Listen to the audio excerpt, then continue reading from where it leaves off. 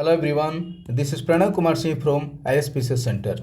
Friends, आज हम लोग 71वीं BPSC की प्रारंभिक परीक्षा को ध्यान में रखते हुए प्रतियोगिता दर्पण सीरीज के शॉर्ट नोट्स को डिस्कस करेंगे।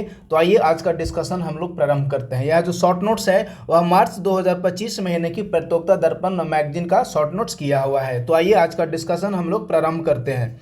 पहला और महत्वपूर्ण पॉइंट है 76वां गणतंत्र दिवस। तो आप सभी जानते होंगे कि 26 जनवरी को हाल ही में 76वां गणतंत्र दिवस मनाया गया। तो इस 76वें गणतंत्र दिवस से संबंधित यदि कुछ महत्वपूर्ण फैक्ट्स की बात करें तो देखिए, सबसे पहला और इम्पोर्टेंट फैक्ट्स है कि 76वां गणतंत्र दिवस का थीम क्या है। तो 76वां गणतंत्र दिवस का थीम है स्वर्णिम भारत, विरासत और विकास। यह बहुत ही महत्वपूर्ण है कि सपोज यदि प्रश्न पूछ लेता है कि हाल ही में मनाए गए 76वां गणतंत्र दिवस की थीम क्या है, तो स्वर्णिम भारत, विरासत और विकास 76वां गणतंत्र दिवस की थीम है। और इसके मुख्य अतिथि के रूप में इंडोनेशिया के राष्ट्रपति प्रबोवो सुबियांतो भारत आए थे। अब यदि इंडोनेशिया से संबंधित कुछ अन्य महत्वपूर्ण फैक्ट्स की बात करें तो देखिए, इस 76वें गणतंत्र दिवस में इंडोनेशियाई सेना की 352 सदस्य ऐसे थे जो कि 76वें गणतंत्र दिवस में मार्च परेड दस्ते में शामिल हुए। अब यदि निर्णायक प्रतिनिधिमंडल के आधार पर यदि हम लोग 3 सर्वश्रेष्ठ झांकियों की बात करें तो सबसे पहला स्थान है उत्तर प्रदेश का,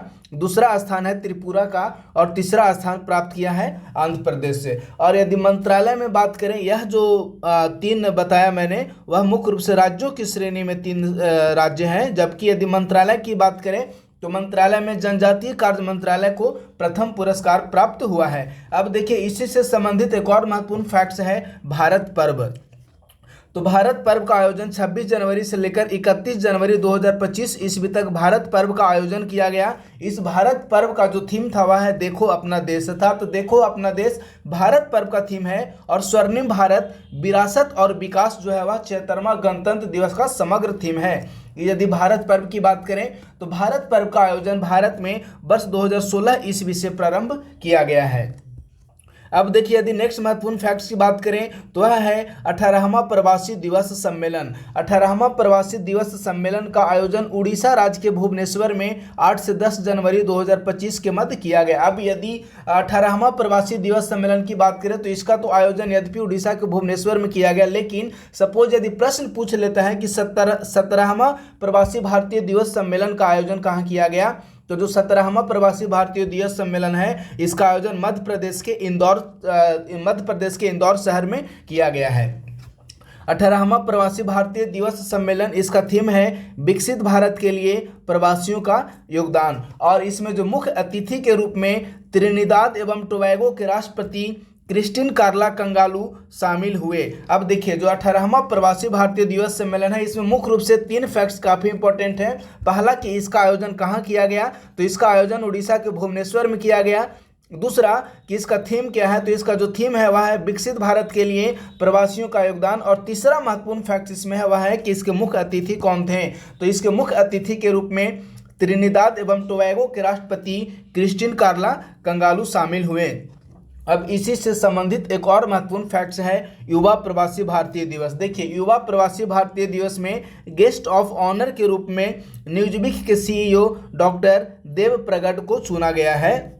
और यह जो प्रवासी भारतीय दिवस सम्मेलन है वह भारत में पहली बार प्रवासी भारतीय दिवस सम्मेलन का आयोजन वर्ष 2003 ईस्वी में किया गया। यदि सपोज प्रवासी भारतीय दिवस सम्मेलन से संबंधित यदि कोई स्टेटमेंट से रिलेटेड प्रश्न आते हैं जिसमें कि असर्शन यानी कि असर्शन ए और असर्शन बी या फिर स्टेटमेंट 1 सही है 2 सही है, इस टाइप का रिलेटेड यदि कोई प्रश्न आते हैं तो उसमें यह जरूर दिया हुआ रहेगा कि प्रवासी भारतीय दिवस सम्मेलन का भारत में पहली बार आयोजन कब किया गया। तो प्रवासी भारतीय दिवस सम्मेलन का आयोजन भारत में पहली बार वर्ष 2003 ईस्वी में किया गया था। उस समय सामान्यतः अटल बिहारी जो माननीय अटल बिहारी वाजपेयी उस समय प्रधानमंत्री थे।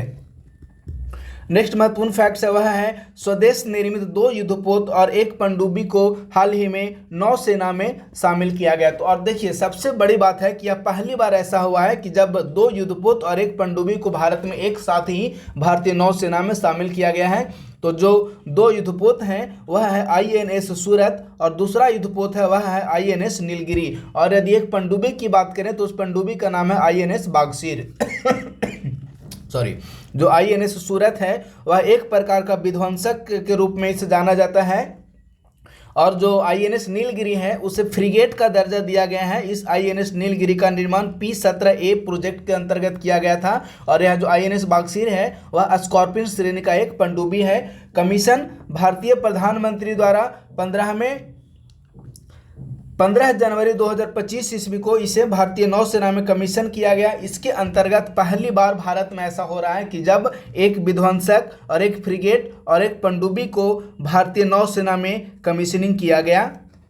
और जो आईएनएस सूरत है वह भारत का पहला एआई सक्षम युद्धपोत के रूप में भी इसे निर्मित किया गया है। तो सबसे महत्वपूर्ण बात है कि यदि सपोज प्रश्न पूछे जाते हैं कि भारत का पहला एआई सक्षम युद्धपोत के रूप में निम्न में से किसे जाना जाता है या भारत का पहला एआई सक्षम युद्धपोत का नाम क्या है, तो इसका आंसर होगा आईएनएस सूरत। बहुत ही महत्वपूर्ण फैक्ट है कि भारत का पहला एआई सक्षम युद्धपोत है आईएनएस सूरत। नेक्स्ट है फ्रेंड्स वह है इसरो का स्पेडेक्स मिशन। यदि हम लोग इसरो का स्पेडेक्स मिशन की बात करें तो सबसे पहले हम लोग यह समझते हैं कि आखिर यह जो स्पेडेक्स है वह होता क्या है। तो स्पेडेक्स का पूरा नाम है स्पेस डॉकिंग एक्सपेरिमेंट। इसका मतलब होगा कि अंतरिक्ष में या बाह्य अंतरिक्ष में दो उपग्रहों को एक साथ निर्मित करना। सपोज ये उपग्रह है और एक बी उपग्रह है, इन दोनों उपग्रहों को एक साथ अंतरिक्ष में निर्मित करना या इन दोनों उपग्रहों को एक साथ अंतरिक्ष में जोड़ना ही वह डॉकिंग की प्रक्रिया, डॉकिंग प्रोसेस के रूप में जाना जाता है। तो वही है इसरो का स्पेडेक्स मिशन। स्पेडेक्स का पूरा नाम हो गया स्पेस डॉकिंग एक्सपेरिमेंट्स। इस स्पेडेक्स मिशन के अंतर्गत अंतरिक्ष में दो छोटे उपग्रहों को जोड़ा जाता है और हाल ही में भारतीय अंतरिक्ष अनुसंधान संगठन, जिसे कि इसरो के रूप में जानते हैं, इसने PSLV C60, देखिए जो PSLV है वह है पोलर सैटेलाइट लॉन्च व्हीकल, यानी कि भारतीय अंतरिक्ष अनुसंधान संगठन द्वारा उपग्रहों को प्रक्षेपण करने के लिए एक यान का निर्माण किया गया था जिसका नाम है PSLV। इसी PSLV C60 की सहायता से इसरो द्वारा 30 दिसंबर 2024 ईस्वी को 30 दिसंबर 2024 ईस्वी को इस मिशन को लॉन्च किया गया था और अंततः 9 जनवरी 2025 ईस्वी को डॉकिंग की प्रक्रिया को सफलतापूर्वक पूरी की गई। अब सबसे महत्वपूर्ण बात यह है कि इस डॉकिंग की प्रक्रिया को सफलतापूर्वक पूरा होने के उपरांत जो भारत है वह विश्व के उन 4 देश में शामिल हो गया है जो कि सफलतापूर्वक अंतरिक्ष में स्पेस डॉकिंग की प्रक्रिया को सफल किए हैं, जिनमें पहला है अमेरिका, दूसरा रूस और तीसरा चीन के बाद भारत इस श्रेणी का चौथा देश बना है। अब यदि हम लोग यह समझते हैं कि यह जो स्पेडेक्स मिशन है उसका उपयोग किन क्षेत्रों में किया जाएगा, तो सबसे महत्वपूर्ण बात है कि भविष्य में यदि चंद्रमा से मिट्टी के नमूने या भविष्य में चंद्रमा से किसी भी प्रकार के नमूने को लाने की योजना यदि इसरो द्वारा बनाया जाता है तो उसके अंतर्गत स्पेडेक्स मिशन का उपयोग किया जाएगा। दूसरा और महत्वपूर्ण फैक्ट है वह है कि गगनयान के तहत अंतरिक्ष यान को जब भेजा जाएगा तो इसके साथ साथ जब स्पेस स्टेशन पर इस अंतरिक्ष स्टेशन को डॉकिंग की जाएगी तो उस प्रक्रिया में भी इसरो का स्पेडेक्स मिशन काफ़ी सहायक साबित होगा। और नेक्स्ट है स्वयं का अंतरिक्ष स्टेशन स्थापित करने में भी स्पेडेक्स मिशन का काफ़ी महत्वपूर्ण योगदान होगा। और एक और महत्वपूर्ण फैक्ट है इसके तहत कि इस मिशन के अंतर्गत इसरो ने POEM-4 के अंतर्गत लोबिया के बीज को केवल 4 दिनों में ही अंतरिक्ष में अंकुरित किया है। तो देखिए आप लोग समाचार पत्र में बहुत पढ़ते होंगे कि हाल ही में चीन ने अंतरिक्ष में एक बीज का प्रजनन क्रिया को पूर्ण करवाया है। तो या बीज के हाल ही में चीन के अंतरिक्ष में बीज अंकुरित हुए। तो वही उसी प्रकार का जो भारतीय अंतरिक्ष अनुसंधान संगठन है उसने भी POEM-4 मिशन के अंतर्गत लोबिया के बीज का अंतरिक्ष में मात्र 4 दिनों में अंकुरित करने में सफलता प्राप्त की है। तो यह हो गया इसरो का स्पेडेक्स मिशन से संबंधित सभी महत्वपूर्ण फैक्ट्स प्रारंभिक परीक्षा के दृष्टिकोण से। नेक्स्ट फैक्ट है वह है उत्कर्ष।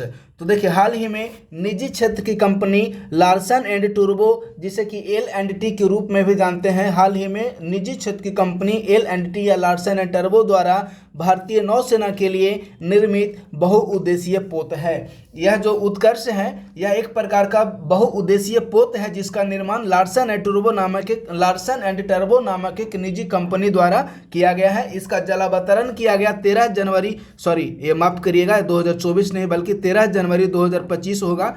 इसका जलावतरण किया गया है 13 जनवरी 2025 को चेन्नई के कट्टुपल्ली में और इससे संबंधित भारतीय जो सेना है, या कह सकते हैं भारतीय रक्षा मंत्रालय ने वर्ष 2022 ईस्वी में L&T के साथ एक समझौता ज्ञापन पर हस्ताक्षर किया था। उस समझौते ज्ञापन के अंतर्गत L&T के द्वारा दो युद्धपोत का बहुउद्देशीय पोत का निर्माण किया जाना था, जिसमें कि पहला था समर्थक और दूसरा है उत्कर्ष। तो समर्थक को अक्टूबर-नवंबर के महीने में ही भारतीय नौसेना में शामिल कर दिया गया था, और जो दूसरा उत्कर्ष है इसे जनवरी 2025 ईस्वी में भारतीय नौसेना में शामिल किया गया, और इससे संबंधित 2022 ईस्वी में रक्षा मंत्रालय और L&T के मध्य समझौता ज्ञापन पर हस्ताक्षर हुए थे। तो यह उत्कर्ष से संबंधित सभी महत्वपूर्ण फैक्ट्स हो गया।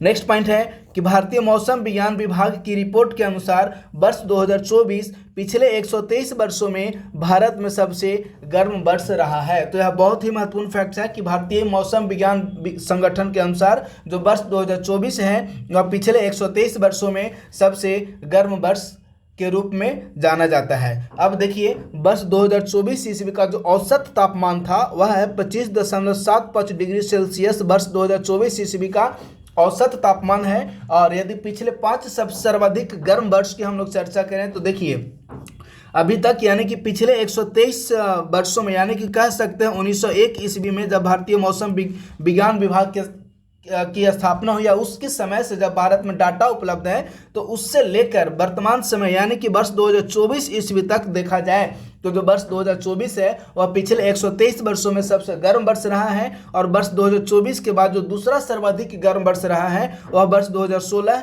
तीसरा 2009 और चौथा 2010, और जो पांचवा सर्वाधिक गर्म वर्ष अभी तक का रहा है वह है वर्ष 2017 है। अब देखते हैं कि विश्व मौसम विज्ञान संगठन ने भी वर्ष 2024 को सबसे गर्म वर्ष के रूप में बताया है। यह तो अभी मैंने बताया था भारतीय मौसम विज्ञान विभाग के अनुसार, लेकिन विश्व मौसम विज्ञान संगठन है उसने भी वर्ष 2024 को सबसे गर्म वर्ष के रूप में इंगित किया है।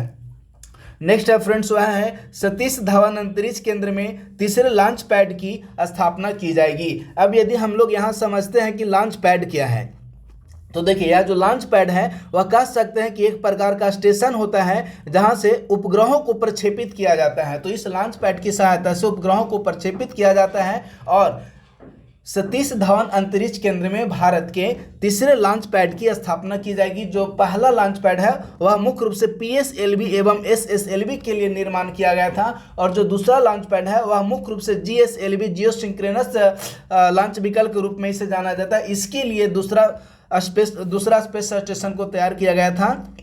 और जो तीसरा लॉन्चिंग पैड होगा वह मुख्य रूप से NGLV अर्थात नेक्स्ट जनरेशन लॉन्च व्हीकल के लिए इसे तैयार किया जा रहा है। और यह जो NGLV होगा नेक्स्ट जनरेशन लॉन्च व्हीकल, इसकी सहायता से 30 टन का पेलोड क्षमता वाले उपग्रहों को प्रक्षेपित किया जाएगा। इस लॉन्चिंग पैड के निर्माण में मुख्य रूप से 8,239 करोड़ रुपए खर्च किए जाएंगे। 2035 ईस्वी तक इसरो द्वारा यह टारगेट रखा गया है कि भारत का अपना स्पेस स्टेशन वर्ष 2035 ईस्वी तक निर्माण कर लिया जाएगा। और दूसरे जो सबसे महत्वपूर्ण फैक्ट्स हैं वह है भारत का मानव युक्त चंद्र मिशन। तो वर्ष 2040 ईस्वी तक इसरो ने यह लक्ष्य स्थापित किया है कि वर्ष 2040 ईस्वी तक चंद्रमा पर इसरो द्वारा मानव को भेजा जाएगा।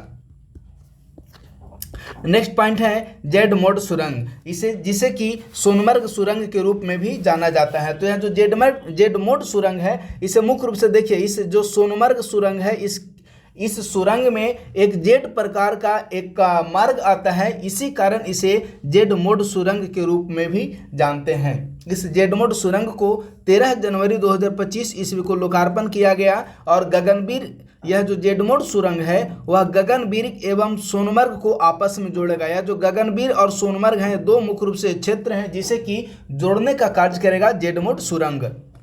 जेड मोड सुरंग की लंबाई है 6.5 किलोमीटर। और सबसे महत्वपूर्ण बात यह है कि जेड मोड सुरंग के ही तरह एक और जोजिला सुरंग का भी निर्माण किया जा रहा है, जो कि कारगिल एवं लद्दाख के मध्य या कारगिल या लद्दाख को जोड़ने का कार्य करेगा जोजिला सुरंग। इस जोजिला सुरंग को 2026 ईस्वी तक पूरा किए जाने का लक्ष्य रखा गया है।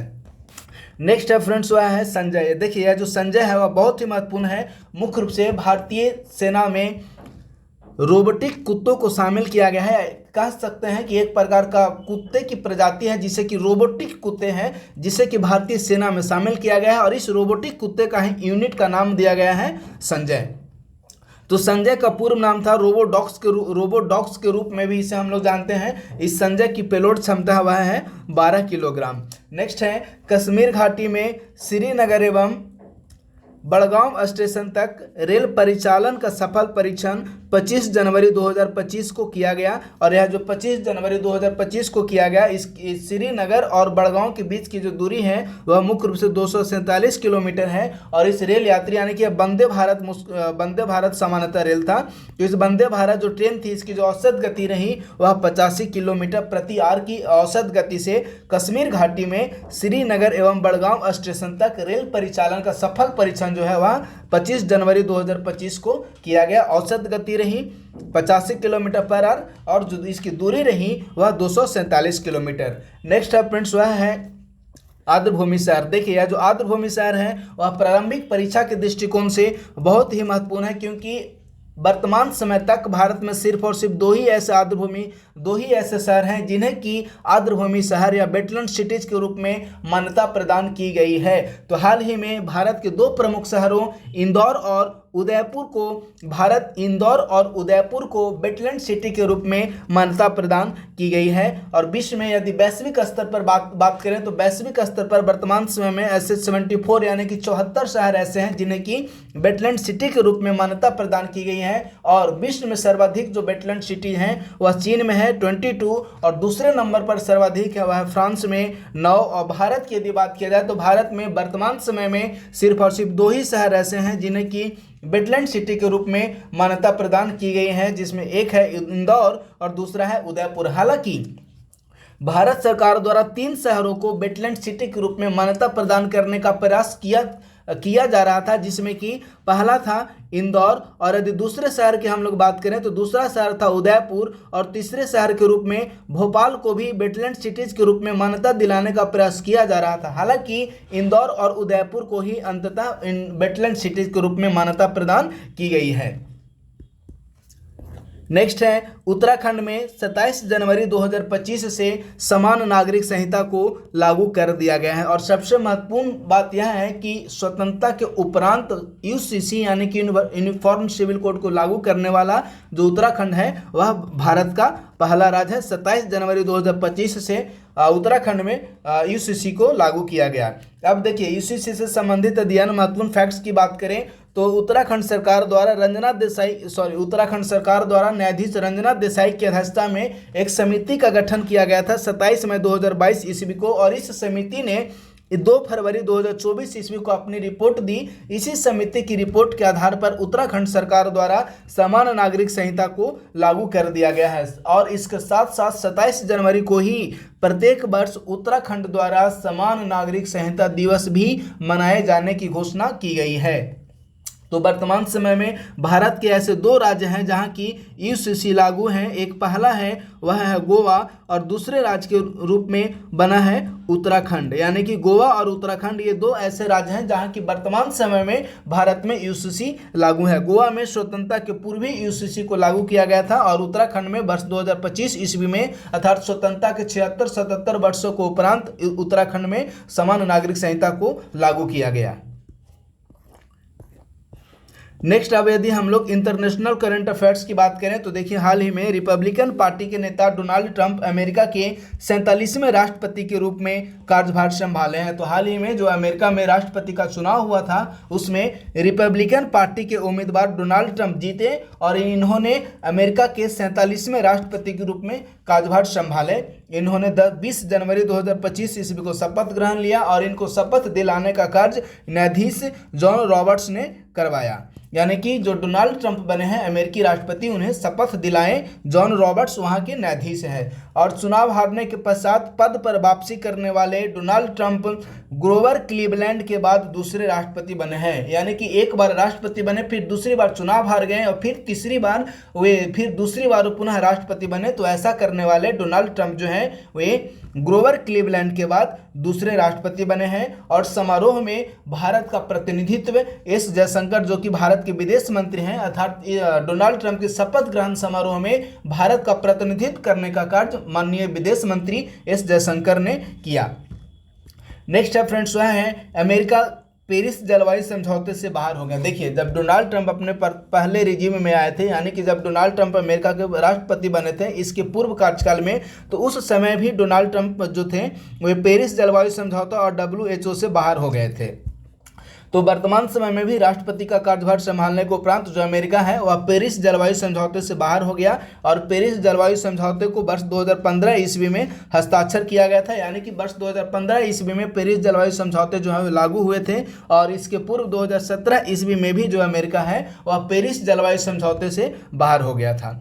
नेक्स्ट है फ्रेंड्स, वह है भारत एवं पाकिस्तान द्वारा अपने अपने परमाणु प्रतिष्ठानों की सूची का एक दूसरे देशों को आदान प्रदान किया गया। तो देखिए, प्रत्येक वर्ष 1 जनवरी को भारत एवं पाकिस्तान द्वारा अपने अपने देशों में जितने भी असैन्य परमाणु रिएक्टर हैं उन प्रतिष्ठानों की सूची भारत एवं पाकिस्तान दोनों एक दूसरे को आदान प्रदान करते हैं। इससे संबंधित जो समझौता हुआ था वह वर्ष 1988 ईस्वी में भारत एवं पाकिस्तान के मध्य एक समझौता हुआ था। इस समझौते होने का मुख्य कारण यह था कि सपोज कभी भी युद्ध की परिस्थितियां बनती हैं तो ऐसी स्थिति में भारत एवं पाकिस्तान द्वारा इस साउथ एशियन रीजन में परमाणु विकिरण से बचने के लिए इस परमाणु प्रतिष्ठानों पर बम का नहीं गिराया जाए, यही मुख्य उद्देश्य था, जिसके कारण वर्ष 1988 ईस्वी में भारत एवं पाकिस्तान दोनों के मध्य एक समझौता ज्ञापन पर हस्ताक्षर हुए और उस समझौता ज्ञापन पर हस्ताक्षर होने के उपरांत वर्ष 1992 ईस्वी में पहली बार भारत एवं पाकिस्तान के द्वारा अपने अपने परमाणु प्रतिष्ठानों की सूची एक दूसरे को आदान प्रदान की गई और उसके बाद से लेकर वर्तमान समय तक भारत एवं पाकिस्तान दोनों प्रत्येक वर्ष 1 जनवरी को परमाणु प्रतिष्ठानों की सूची को एक दूसरे को सौंपते हैं। और इसी से संबंधित एक और महत्वपूर्ण समझौता है, वह है वर्ष 2008 ईस्वी में भारत और पाकिस्तान के मध्य एक और अन्य महत्वपूर्ण समझौते हुए हैं। उस समझौते के तहत प्रत्येक वर्ष 1 जनवरी एवं 1 जुलाई को कैदियों की सूची का भी आदान प्रदान किया जाता है। तो अभी जो 1 जनवरी को जो कैदियों की सूची भारत और पाकिस्तान एक दूसरे को आदान प्रदान किए हैं उसके हिसाब से यदि देखा जाए तो वर्तमान समय में 266 भारतीय ऐसे हैं जो कि पाकिस्तान की जेल में बंद हैं और 462 यानी कि 462 पाकिस्तानी ऐसे हैं जो कि भारत की जेल में बंद हैं। तो इसमें से संबंधित जो मुख्य पॉइंट यह है कि यह समझौता कब हुआ, तो परमाणु प्रतिष्ठानों का आदान प्रदान करने के लिए भारत एवं पाकिस्तान के मध्य जो समझौता हुआ और वर्ष 1988 ईस्वी में हुआ और इस समझौते के अंतर्गत पहली बार 1 जनवरी 1992 ईस्वी को आदान प्रदान किए गए और कैदियों की सूची का आदान प्रदान करने के लिए भारत एवं पाकिस्तान के मध्य वर्ष 2008 ईस्वी में समझौते ज्ञापन पर हस्ताक्षर हुए, जिसके अंतर्गत वर्ष में 2 बार अर्थात 1 जनवरी और 1 जुलाई को वर्ष में 2 बार भारत एवं पाकिस्तान के मध्य कैदियों की सूची का आदान प्रदान किया जाता है। नेक्स्ट पॉइंट है रहने के लिए विश्व के सर्वश्रेष्ठ 50 शहर। इससे संबंधित हाल ही में एक रिपोर्ट आया है। इस रिपोर्ट के अनुसार यदि हम लोग बात करें, तो सबसे पहले हम लोग देखते हैं कि इस रिपोर्ट को किस संस्था के द्वारा जारी किया गया है। तो ब्रिटिश एक कंपनी है टाइम आउट इशू के द्वारा हाल ही में विश्व के 50 सर्वश्रेष्ठ शहरों की एक सूची जारी किया गया है, जिसमें कि वो रहने के लिए समतुल्य जगह है। तो इस सूची में टोटल 44 विभिन्न मानदंड हैं जिसके आधार पर इस सूची का निर्माण किया गया है। कह सकते हैं टोटल 44 ऐसे सूचकांक हैं जिनके आधार पर इस सूची इंडेक्स का तैयार किया गया है, जिनमें कि सबसे पहला स्थान प्रदान किया गया दक्षिण अफ्रीका के केपटाउन शहर को और दूसरा स्थान प्रदान किया गया थाईलैंड के बैंकॉक शहर को, तीसरा स्थान प्रदान किया गया अमेरिका के न्यूयॉर्क शहर को। इस टॉप 50 में भारत के सिर्फ और सिर्फ एकमात्र ऐसा शहर है मुंबई जो कि इस टॉप 50 में शामिल हुआ है और इस मुंबई को 49वां स्थान यानी कि टॉप 49वां स्थान पर इस मुंबई को शामिल किया गया है। तो विश्व के रहने के लिए सर्वश्रेष्ठ 50 शहरों की सूची में भारत के सिर्फ और सिर्फ एक शहर शामिल है जो कि मुंबई है और उसे 49वां स्थान प्रदान किया गया है। नेक्स्ट है फ्रेंड्स, वह है हेनले पासपोर्ट इंडेक्स 2025। तो देखिए यह जो हेनले पासपोर्ट इंडेक्स है इसे वर्ष में 2 बार जारी किया जाता है। प्रत्येक 6 महीने पर इसे प्रत्येक 6 माह पर हेनले पासपोर्ट इंडेक्स को जारी किया जाता है। तो जो वर्ष 2024 ईस्वी में हेनले पासपोर्ट इंडेक्स जारी किया गया था उसमें जो भारत का स्थान था वह सामान्यतः 80 था, लेकिन जो वर्ष 2025 ईस्वी में हेनले पासपोर्ट इंडेक्स जारी किया गया उसमें जो भारत का स्थान है वह है टोटल 85, यानी कि वर्ष 2024 की तुलना में वर्ष 2025 में भारत की रैंकिंग में 5 अंकों की गिरावट जारी की गई है। तो अब देखिए हेनले पासपोर्ट इंडेक्स 2025 से संबंधित अन्य महत्वपूर्ण फैक्ट्स की हम लोग बात करें तो जो हेनले पासपोर्ट इंडेक्स वर्ष 2025 है उसे हेनले एंड पार्टनर्स नामक एक एनजीओ द्वारा जारी किया गया है और इसमें टोटल 199 देशों को इस बार शामिल किया गया है।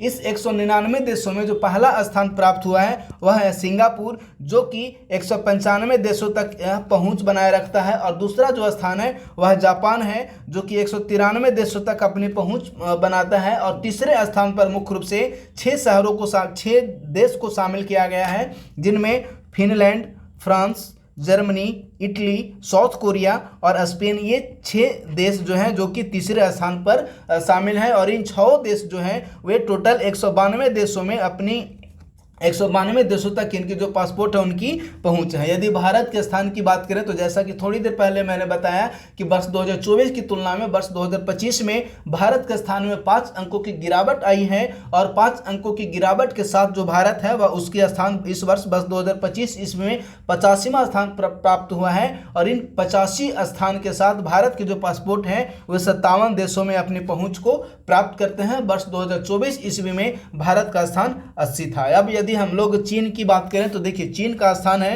60वां स्थान चीन को प्राप्त हुआ, और इस 60 स्थान के साथ जो चीन है वह 85 देशों में चीन के पासपोर्ट अपनी पहुंच बनाए रखते हैं। सबसे महत्वपूर्ण बात यह है कि इस सूची में अर्थात 199 देशों में अंतिम स्थान जो प्राप्त हुआ है वह अफगानिस्तान को है, जो कि 106वां स्थान प्राप्त हुआ है, और इस अफगानिस्तान 106वें स्थान के साथ 26 देशों में अपनी पहुंच प्राप्त करता है। और इस हेनले पासपोर्ट इंडेक्स को वर्ष 2006 ईस्वी से प्रत्येक 6 महीने के अंतराल पर इसे जारी किया जाता है।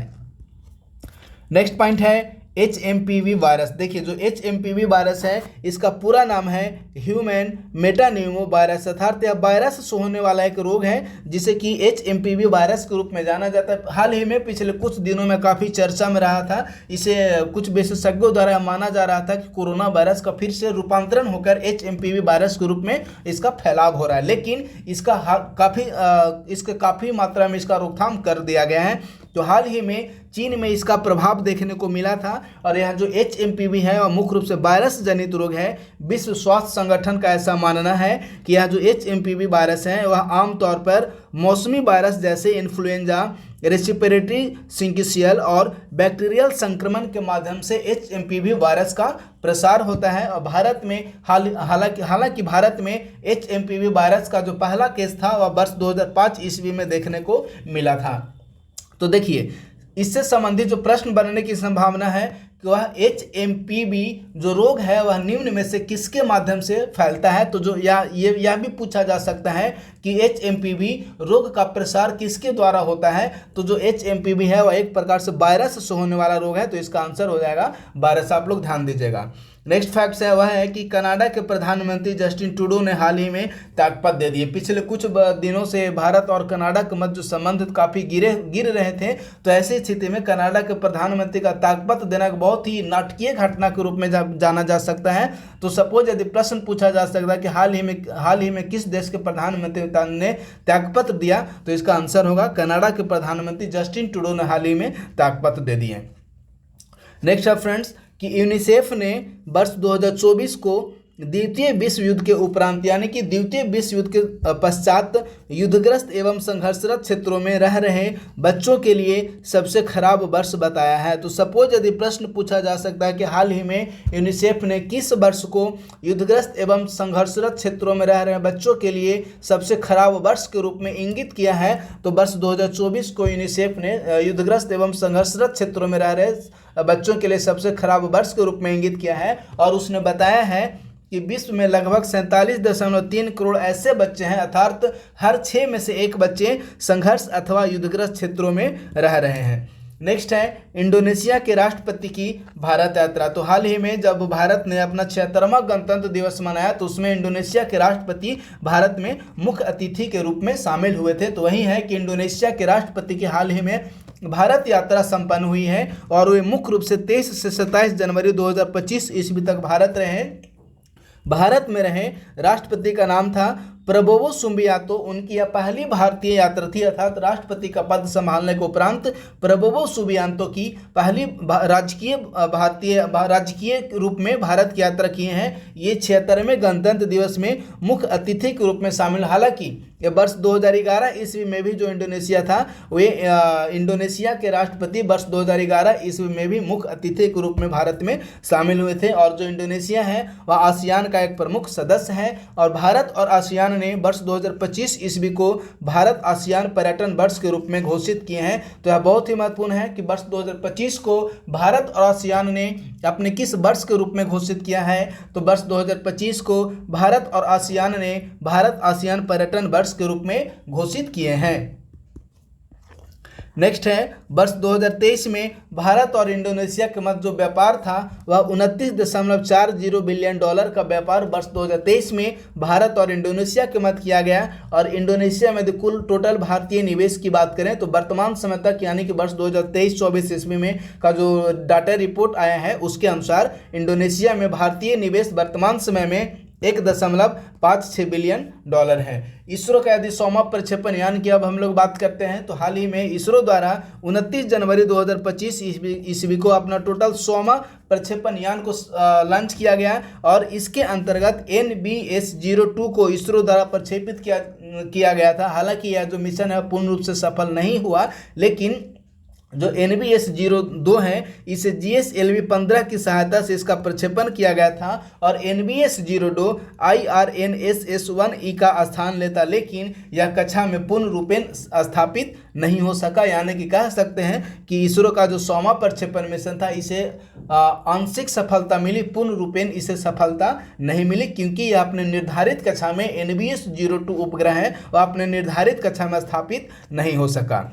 नेक्स्ट है वह है आर्थिक परिदृश्य। यदि आर्थिक परिदृश्य की बात करें तो हाल ही में NSO के द्वारा राष्ट्रीय आय के संदर्भ में एक अग्रिम अनुमान जारी किया गया है। इस अग्रिम अनुमान के अनुसार वर्ष 2024-25 ईस्वी में जीडीपी की अनुमानित वृद्धि दर 6.4% बताया गया है NSO के द्वारा, जबकि वर्ष 2023-24 ईस्वी में स्थिर मूल्य पर जीडीपी की अनुमानित वृद्धि दर 8.2% बतलाया गया था। अब यदि हम लोग राष्ट्रीय आय की बात करें तो देखिए राष्ट्रीय आय जो है वह अनुमानित किया गया है वर्ष 2024-25 ईस्वी में स्थिर मूल्य पर 158.20 लाख करोड़ रुपया, जबकि प्रचलित या वर्तमान मूल्य पर 281.83 लाख करोड़ रुपया NSO के द्वारा राष्ट्रीय आय बताया गया है वर्ष 2024-25 के लिए अनुमानित किया गया है। इसी प्रकार से यदि हम लोग प्रति व्यक्ति आय की बात करें तो देखिए जो प्रति व्यक्ति आय है वह स्थिर मूल्य पर 1,12,358 रुपया है स्थिर मूल्य पर, लेकिन वर्तमान मूल्य पर यदि प्रति व्यक्ति आय की बात करें तो 2,01,62 रुपया वर्तमान मूल्य पर प्रति व्यक्ति आय है। स्थिर मूल्य पर जो प्रति व्यक्ति आय है और वर्ष 2023-24 ईस्वी की तुलना में 5.3% ज़्यादा है और वर्तमान मूल्य पर जो प्रति व्यक्ति आय है वह वर्ष 2023-24 की तुलना में 8.7% ज़्यादा है। तो यह काफ़ी महत्वपूर्ण है एग्जाम के दृष्टिकोण से। नेक्स्ट पॉइंट है थोक मूल्य सूचकांक। तो हाल ही में केंद्र सरकार द्वारा प्रोफेसर रमेश चंद के नेतृत्व में थोक मूल्य सूचकांक का आधार वर्ष 2023 करने के लिए नीति आयोग के सदस्य प्रोफेसर रमेश चंद की अध्यक्षता में एक 18 सदस्यीय कार्य समूह का गठन किया गया है ताकि थोक मूल्य सूचकांक का जो आधार वर्ष को चेंज कर वर्ष 2022-23 किया जा सके।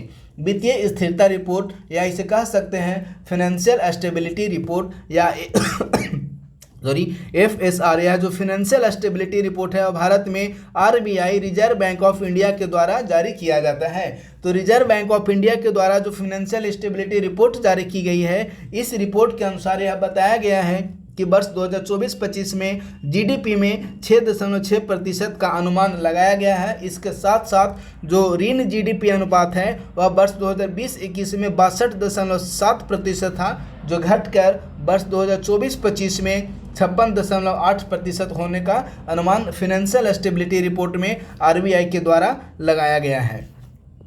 नेक्स्ट है भारत का विदेशी व्यापार। देखिए यदि भारत का विदेशी व्यापार की बात करें तो हाल ही में अप्रैल से दिसंबर 2024 के मध्य का डाटा के मध्य का डाटा प्रकाशित किया गया है। इसके अनुसार यदि वस्तुगत व्यापार की बात करें तो वर्ष 2023-24 ईस्वी में जहां निर्यात किया गया था 316.65 अरब डॉलर, वहीं वर्ष 2024-25 ईस्वी में 321.71 अरब डॉलर का निर्यात किया गया है। यानी कि निर्यात में वर्ष 2023-24 की तुलना में 1.60% की वृद्धि देखने को मिली है। इसी प्रकार यदि हम लोग वस्तुगत व्यापार में आयात की बात करें तो 2023-24 में वस्तुगत व्यापार में आयात किया गया था 506.39 अरब डॉलर का, वहीं बढ़कर 2024-25 ईस्वी में 532.48 अरब डॉलर हो गया, जो कि आयात में वर्ष 2023-24 की तुलना में 5.15% की वृद्धि देखने को मिली है। इसी प्रकार से यदि हम लोग सेवाओं का व्यापार में बात करें तो देखिए सेवाओं का व्यापार में वर्ष 2023-24 ईस्वी में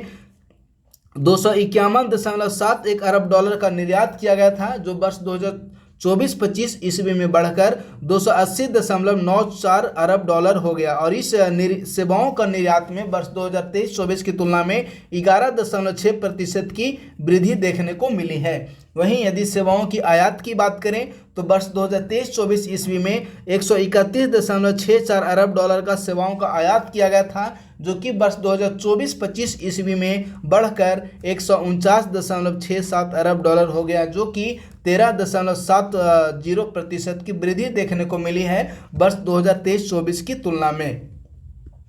अब नेक्स्ट महत्वपूर्ण फैक्ट्स की बात करते हैं तो वह है नवीकरणीय ऊर्जा से संबंधित। तो हाल ही में जो नवीकरणीय ऊर्जा से संबंधित जो लेटेस्ट डाटा जारी किया गया है उसके अनुसार वर्ष 2024 ईस्वी में नवीकरणीय विद्युत स्थापित क्षमता में 15.84% यानी कि 28.64 गीगावाट की वृद्धि देखने को मिली है। और यह जो नवीकरणीय ऊर्जा में वृद्धि देखने को मिली उसमें सर्वाधिक वृद्धि देखने को मिली है सौर ऊर्जा में, जो कि 97.86 गीगावाट हो गया, और पवन ऊर्जा में जो वृद्धि देखने को मिली है वह अब 48.16 गीगावाट हो गया, और लघु पन बिजली में 5.10 गीगावाट का उत्पादन वर्तमान समय में किया जा रहा है।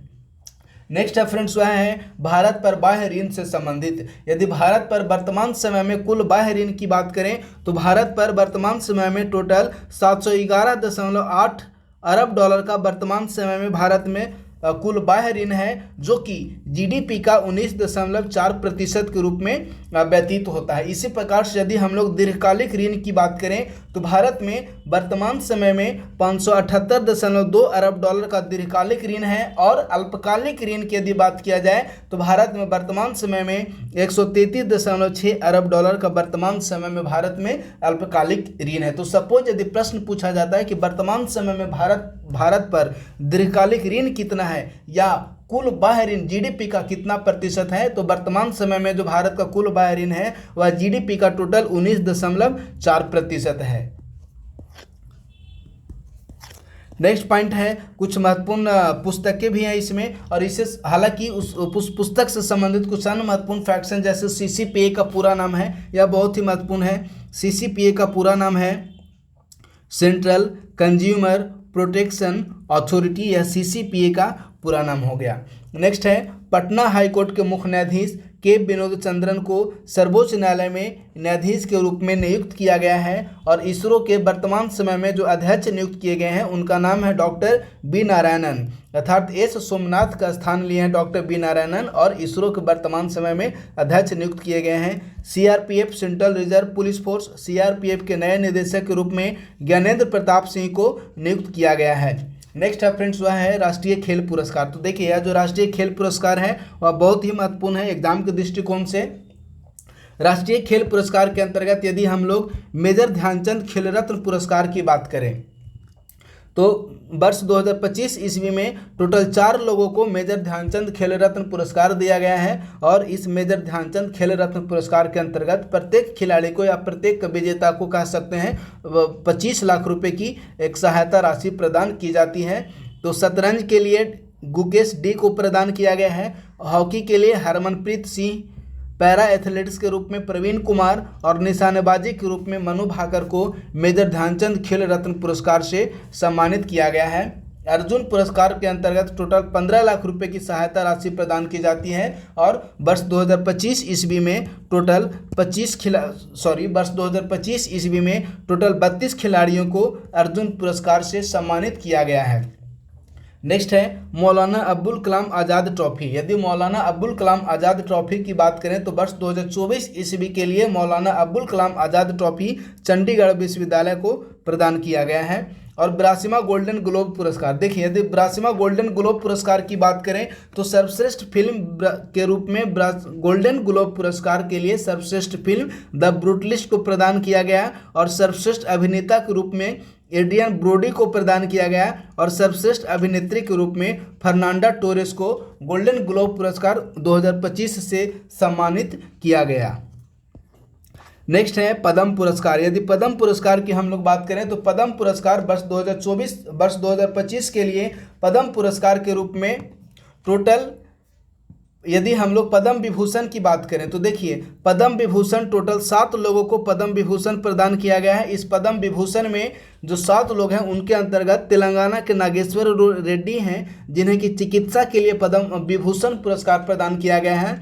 और नेक्स्ट चंडीगढ़ के हैं जगदीश सिंह खेहर जिन्हें कि सार्वजनिक मामलों के लिए पद्म विभूषण प्रदान किया गया है। और नेक्स्ट हैं गुजरात के रहने वाले कुमुदनी रजनीकांत। ये जो कुमुदनी रजनीकांत हैं उन्हें कथक नृत्य के लिए पद्म विभूषण पुरस्कार प्रदान किया गया है। और नेक्स्ट हैं लक्ष्मी नारायण सुब्रमण्यम। ये जो लक्ष्मी नारायण सुब्रमण्यम हैं वे कर्नाटक के रहने वाले हैं। लक्ष्मी नारायण सुब्रमण्यम कर्नाटक के रहने वाले हैं जिन्हें कि पद्म विभूषण पुरस्कार प्रदान किया गया है और इनका जो क्षेत्र है वह है कला। इसी प्रकार यदि हम लोग बात करते हैं एम.टी. वासुदेवन नायर को जो कि केरल के रहने वाले हैं, इन्हें साहित्य एवं शिक्षा के लिए पद्म विभूषण पुरस्कार प्रदान किया गया है। और शारदा सिन्हा, ये बिहार के रहने वाले हैं शारदा सिन्हा, इन्हें भी कला के क्षेत्र में पद्म विभूषण पुरस्कार प्रदान किया गया है। इसी प्रकार एक और हैं जो कि जापान के रहने वाले हैं ओसामा सुजुकी।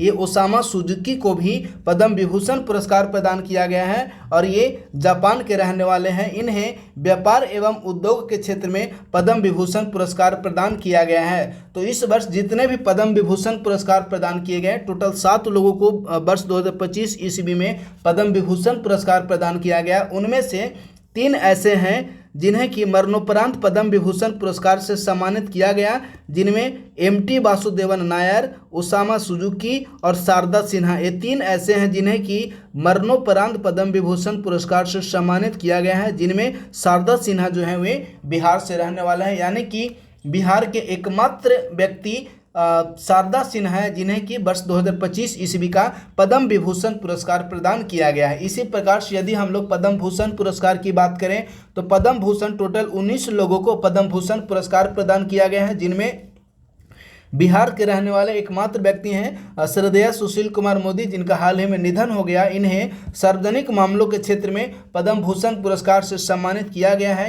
इसी प्रकार यदि हम लोग पद्मश्री की बात करें तो पद्मश्री पुरस्कार टोटल 113 लोगों को पद्मश्री पुरस्कार से सम्मानित किया गया है, जिनमें यदि बिहार की बात करें तो टोटल 5 व्यक्ति ऐसे हैं जो जिनका संबंध बिहार से है और जिन्हें पद्मश्री पुरस्कार से सम्मानित किया गया है, जिनमें भीम सिंह भावेश, ये बिहार से बिलोंग करते हैं, सामाजिक कार्य के लिए इन्हें प्रदान किया गया है। इसी प्रकार से हेमंत कुमार चिकित्सा के लिए, किशोर कुणाल सिविल सेवा के क्षेत्र में, निर्मला देवी कला के क्षेत्र में और विजय नित्यानंद सुरेश्वर जी महाराज इन्हें अध्यात्मवाद के क्षेत्र में पद्मश्री पुरस्कार से सम्मानित किया गया है। अर्थात तो इस वर्ष 2025 में टोटल 7 बिहार से बिलोंग करने वाले टोटल 7 लोगों को पद्म पुरस्कारों से सम्मानित किया गया है, जिनमें पद्म विभूषण के अंतर्गत एक शारदा सिन्हा, पद्म भूषण के अंतर्गत एक सुशील कुमार मोदी और पद्मश्री के अंतर्गत टोटल 5 लोगों को पद्मश्री पुरस्कार से सम्मानित किया गया है। नेक्स्ट है सुभाष चंद्र बोस आपदा प्रबंधन पुरस्कार। यदि सुभाष चंद्र बोस आपदा प्रबंधन पुरस्कार संस्थागत श्रेणी की बात करें तो वर्ष 2025 के लिए सुभाष चंद्र बोस आपदा प्रबंधन पुरस्कार जो है वह भारतीय राष्ट्रीय महासागर सूचना केंद्र को प्रदान किया गया है वर्ष 2025 के लिए। नेक्स्ट है वह है रक्षा मंत्रालय ने वर्ष 2025 को सुधारों का वर्ष के रूप में घोषित किया है।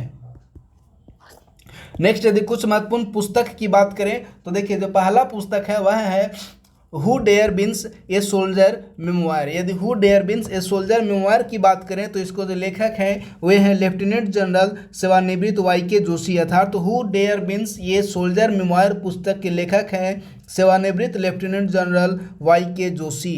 इसी प्रकार जो नेक्स्ट और महत्वपूर्ण पुस्तक है वह है वाइल्ड फिक्शन एसेज। यदि वाइल्ड फिक्शन एसेज की बात करें तो इसके जो लेखक हैं उनका नाम है अमिताभ घोष। और जो नेक्स्ट पुस्तक है the new icon Savarkar and the facts, इसके जो लेखक हैं वे हैं अरुण शौरी। तो ये इस वर्ष मार्च 2025 के प्रतोक्ता दर्पण महीने में ये शामिल 3 प्रमुख ऐसे पुस्तकें हैं जिन्हें की परीक्षा में पूछा जा सकता है। तो पहला है who dare wins a soldier memoir, इसके लेखक हैं सेवानिवृत्त लेफ्टिनेंट जनरल वाई.के. जोशी।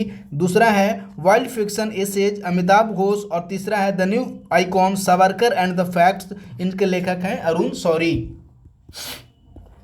नेक्स्ट है भारत मोबिलिटी ग्लोबल एक्सपो 2025। यदि भारत मोबिलिटी ग्लोबल एक्सपो 2025 की बात करें तो इसे नई दिल्ली के प्रगति मैदान में 17 से 22 जनवरी 2025 के मध्य इसका आयोजन किया गया। नेक्स्ट है 23वां दिव्य कला मेला। देखिए यदि 23वां दिव्य कला मेला की बात करें तो इसका आयोजन जो है वह गुजरात के बड़ोदरा शहर में किया गया 9 से 19 जनवरी 2025 के मध्य। यदि दिव्य कला मेला की पहला सम्मेलन की बात करें तो इस प्रकार के पहला मेले का आयोजन 2 से 6 दिसंबर 2022 ईस्वी को नई दिल्ली में किया गया था। नेक्स्ट है अमेरिका के जॉर्जिया प्रांत के उपरांत अब ओहियो प्रांत में भी अक्टूबर महीने को हिंदू विरासत माह के रूप में घोषित किया गया। तो अब यहाँ यह प्रश्न उठता होगा कि अक्टूबर माह को ही हिंदू विरासत माह के रूप में क्यों घोषित किया गया। तो देखिए अक्टूबर माह में ही सामान्यतः दीपावली पर्व का आयोजन किया जाता है और इसी दीपावली पर्व का आयोजन अक्टूबर माह में किए जाने के कारण ही अमेरिका के जॉर्जिया राज्य के उपरांत अब ओहियो प्रांत में भी अक्टूबर महीने को हिंदू विरासत माह के रूप में घोषित किया गया। नेक्स्ट है डेविल स्ट्राइक युद्धाभ्यास। इस डेविल स्ट्राइक युद्धाभ्यास का आयोजन 16 से 19 जनवरी 2025 के मध्य किया जा रहा है और यह जो भारतीय तीनों सेनाओं द्वारा किया जाने वाला एक संयुक्त सैन्य अभ्यास है जिसका आयोजन 16 से 19 जनवरी के मध्य किया जा रहा है। नेक्स्ट है फ्रेंड्स वह है खो खो विश्व कप 2025। तो देखिए अभी तक का विश्व में पहली बार इस प्रकार के खो खो विश्व कप का आयोजन किया गया है और यह जो खो खो विश्व कप है इसका आयोजन 13 से 19 जनवरी 2025 के मध्य नई दिल्ली में किया गया और पुरुष एवं महिला यानी कि मेल एवं फीमेल दोनों वर्गों में इसका जो विजेता टीम रहा वह भारत रहा। और यदि दोनों वर्गों में उप विजेता की बात करें तो इन दोनों वर्गों में उप विजेता देश रहा वह नेपाल रहा। नेक्स्ट है विजय हजारे ट्रॉफी 2025। तो वर्ष 2025 के लिए विजय हजारे ट्रॉफी कर्नाटक जीता है। वह 5वीं बार कर्नाटक इस ट्रॉफी को जीतने वाला राज्य बन गया है। नेक्स्ट यदि हम लोग कुछ अस्मरणीय तथ्य की बात करें तो देखिए अस्मरणीय तथ्य में है 26 जनवरी 2025 को भारत के 76वें गणतंत्र दिवस समारोह में मुख्य अतिथि कौन थे। तो इंडोनेशिया के राष्ट्रपति प्रबोवो सुबियांतो 26 जनवरी 2025 को 76वें गणतंत्र दिवस समारोह में मुख्य अतिथि के रूप में शामिल हुए थे। और यदि 75वें गणतंत्र दिवस की बात करें तो 75वें गणतंत्र दिवस अर्थात वर्ष 2024 ईस्वी में 75वें गणतंत्र दिवस में मुख्य अतिथि के रूप में फ्रांस के राष्ट्रपति इमैनुअल मैक्रोन शामिल हुए थे। नेक्स्ट है 15 जनवरी 2025 को 77वें सेना दिवस समारोह के दौरान किसने भारत रणभूमि ऐप लॉन्च किया। तो भारत रणभूमि ऐप को माननीय रक्षा मंत्री राजनाथ सिंह द्वारा लॉन्च किया गया था। नेक्स्ट है प्रतिवर्ष किस दिन राष्ट्रीय स्टार्टअप दिवस मनाया जाता है। तो प्रत्येक वर्ष 16 जनवरी को राष्ट्रीय स्टार्टअप दिवस मनाए जाने की घोषणा वर्ष 2016 ईस्वी में केंद्र सरकार द्वारा की गई थी और वर्ष 2016 ईस्वी में ही प्रत्येक वर्ष 16 जनवरी को वर्ष 2016 ईस्वी से ही राष्ट्रीय स्टार्टअप दिवस के रूप में मनाया जाना प्रारंभ कर दिया गया था। नेक्स्ट है हाल ही में किसके द्वारा कुछ प्रमुख हवाई अड्डों पर FTI TTP का उद्घाटन किया गया। तो गृह मंत्री अमित शाह के द्वारा। हाल ही में केंद्र सरकार ने 16 जनवरी 2025 को किस वेतन आयोग के गठन की घोषणा की है। तो 8वें वेतन आयोग के गठन की घोषणा केंद्र सरकार द्वारा 16 जनवरी 2025 को की गई है। और यह जो 7वें वेतन आयोग था वह 1 जनवरी 2016 से लागू हुआ था। नेक्स्ट है, हाल ही में प्रधानमंत्री नरेंद्र मोदी ने भारतीय मौसम विज्ञान विभाग के 150वें स्थापना दिवस के अवसर पर किसका शुभारंभ किया? तो मिशन मौसम का शुभारंभ किया गया हाल ही में भारतीय प्रधानमंत्री नरेंद्र मोदी के द्वारा। नेक्स्ट है, हाल ही में भारत के अंतरिक्ष तकनीकी स्टार्टअप पिक्सल ने देश का पहला निजी उपग्रह समूह लॉन्च किया है, जिसका क्या नाम रखा गया है? तो इस उपग्रह समूह का नाम रखा गया है फायरफ्लाई। नेक्स्ट है, भारत ने अपने तीसरे लॉन्च पैड की स्थापना को मंजूरी दे दी है, जो कि कहाँ अवस्थित होगा? तो भारत के जो जितने भी लॉन्च पैड हैं वे सभी श्रीहरिकोटा अर्थात आंध्र प्रदेश के श्रीहरिकोटा के सतीश धवन अंतरिक्ष केंद्र में स्थापित किए जा रहे हैं। नेक्स्ट पॉइंट है, 13 जनवरी 2025 को प्रधानमंत्री नरेंद्र मोदी द्वारा उद्घाटन किए गए जेड मोड सुरंग का नाम बदलकर क्या कर दिया गया है? तो इस जेड मोड सुरंग का नाम बदलकर सोनमर्ग सुरंग कर दिया गया है। नेक्स्ट है, प्रवासी भारतीय दिवस 2025 का मुख्य विषय क्या है? यानी कि प्रवासी भारतीय दिवस 2025 का थीम क्या था?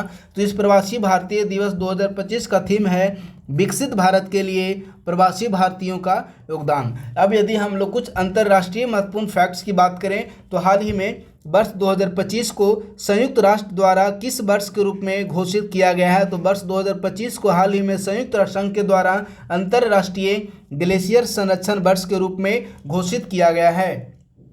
नेक्स्ट, हाल ही में किसके द्वारा तरुण दास को सिंगापुर का सर्वोच्च सम्मान प्रदान किया गया? तो सिंगापुर के राष्ट्रपति थरमन शनमुगारत्नम के द्वारा तरुण दास को सिंगापुर का सर्वोच्च सम्मान प्रदान किया गया।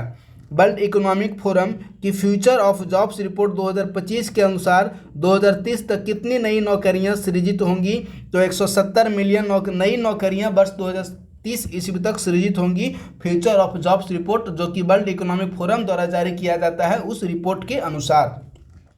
नेक्स्ट है, 2024 ग्लोबल वाटर मॉनिटर रिपोर्ट के अनुसार जल संबंधी आपदाओं के कारण वर्ष 2024 में कितनी मौतें होने का अनुमान है? तो वर्ष 2024 में जलीय आपदा के कारण 8700 मौतें संपूर्ण विश्व भर में हुई हैं। नेक्स्ट है, हाल ही में कौन सा देश ब्रिक्स संगठन का पूर्ण सदस्य बना? तो हाल ही में इंडोनेशिया ब्रिक्स संगठन का 10वां पूर्ण सदस्य बना है। नेक्स्ट है, हाल ही में अत्यधिक चर्चित हेपेटोसेलुलर कार्सिनोमा अर्थात HCC किस अंग में उत्पन्न होने वाला कैंसर है? तो जो HCC अर्थात हेपेटोसेलुलर कार्सिनोमा है वह यकृत अर्थात लीवर में उत्पन्न होने वाला एक प्रकार का कैंसर की बीमारी है। नेक्स्ट है, हाल ही में जनरल जोसेफ ऑन किस देश के राष्ट्रपति चुने गए हैं? तो लेबनान के राष्ट्रपति के रूप में हाल ही में जनरल जोसेफ ऑन निर्वाचित हुए हैं। नेक्स्ट, 82वां गोल्डन ग्लोब पुरस्कारों में किसे सर्वश्रेष्ठ फिल्म के रूप में चुना गया है? तो सर्वश्रेष्ठ फिल्म के रूप में द ब्रूटलिस्ट को चुना गया है 82वां गोल्डन ग्लोब पुरस्कार के लिए। हाल ही में उच्च ऊर्जा वाले न्यूट्रिनो का पता लगाने के लिए किस सागर के नीचे दूरबीन तैनात की गई है? तो भूमध्य सागर के नीचे।